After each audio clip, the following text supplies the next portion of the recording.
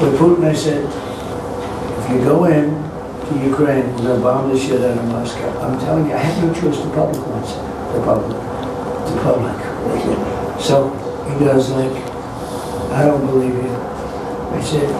He said, no way. And I said, way. And then he goes like, I don't believe you. But the truth is, he believed me 10%.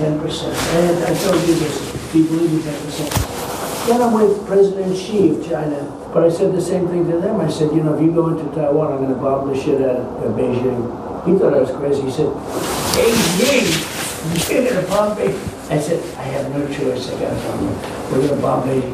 And he didn't believe either, except 10%. And 10% is all you need. In fact, 5% would have been okay too. I had a very strong conversation with President Putin, and he understood. And I won't go into the great details of the conversation because nobody has to know that. But I will tell you, it never, ever would have happened. I don't want to say it, but did they fear me? I suspect they did. Well, I think what he was trying to tell the donors there, Caitlin, was that he could have deterred this. He could have stopped this. You heard him say on the campaign trail, if you reelect me, I can stop this immediately. And it's clear Vladimir Putin has not been listening to what Trump wants, right? I mean, Trump says, I've been doing all these calls, they're frustrating.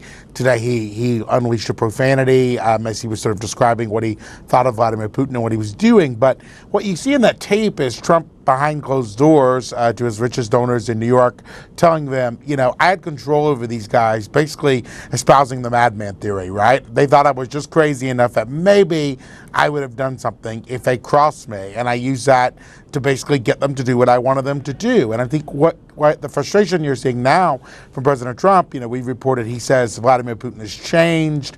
He makes all of these comments in private about how he used to think he had a better relationship with Vladimir Putin, and I think Putin's just not listening to him. Putin's not listening to what Trump wants him to do.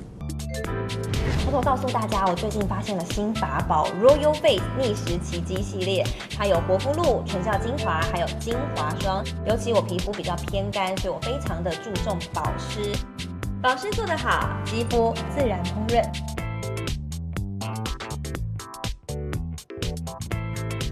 提亮肤色更年轻。抚平皱纹，超有感，而且气色变好，用心保养，每天都更美丽。